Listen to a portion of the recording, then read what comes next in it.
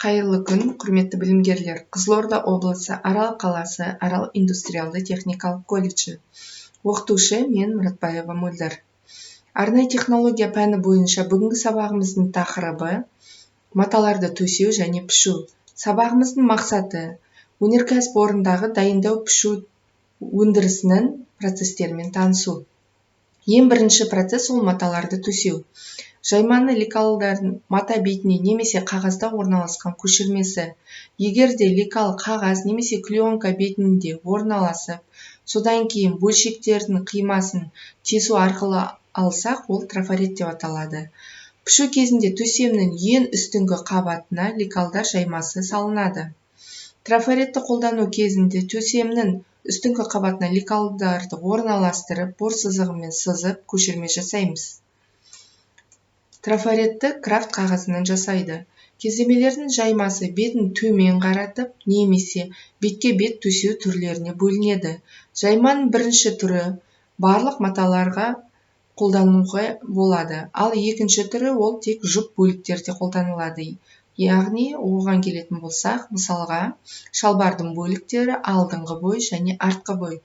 Бұл өлшемнің нақтылығын береді және пішін үйлеседі.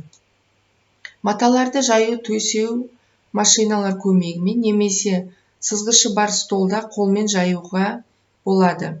Түкті маталарды және суреті бар маталарды 180 градус бұрышта орналастырамыз. Бұл орналастыру себебі матаның суретінің ойнамауы және өлшемнің өзгермеуіне әкеліп соғады. Әртүрлі суретті ұзына бағытталған маталарда лекалдарды бір бағытта орналастырамыз. Бұл матаның үнемділігін талап етеді. Маталарды қолмен төсеу. Маталарды жаймасының бірізді немесе параллель әдісі болуы мүмкін. Бірізді әдісте мата бір стол бетіне қайта-қайта жайылады, ал параллель әдісте мата бір столға бір қабат жайылады, екінші столда қалған қабаты жайылады. Жаюға КШП 116 немесе ТШП 84 құрылғылар қолданылады. Төсем столдың ұзындығына, еніне байланысты тағайындалады. Арнайы автоматтандырылған машинада матаны төсеу. Маталар төсеу үшін екі типті машина қолданылады. Оның біріншісі электр жетегі бар арба, ал екіншісі столдың бетінде тартып жаю үшін арналған арба.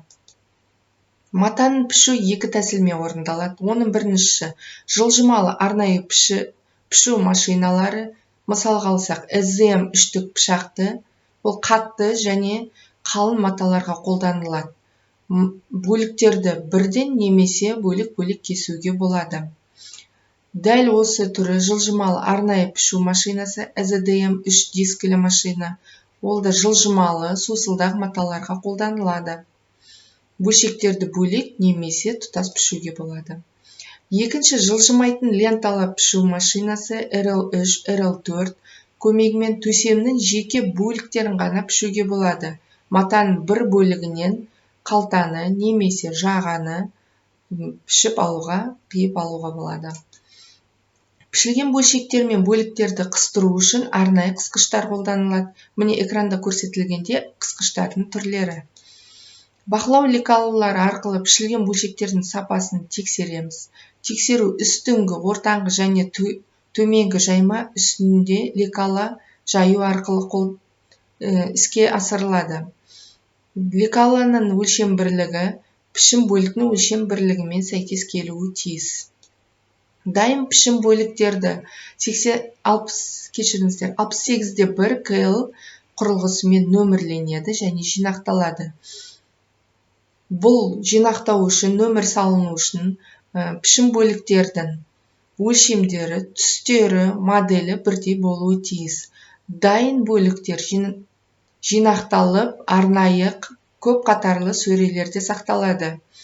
Үлкен өнеркәсіптерде 1,5 күндік пішім бөліктермен жұмыс жасау үшін осы сөрелер қолданылады.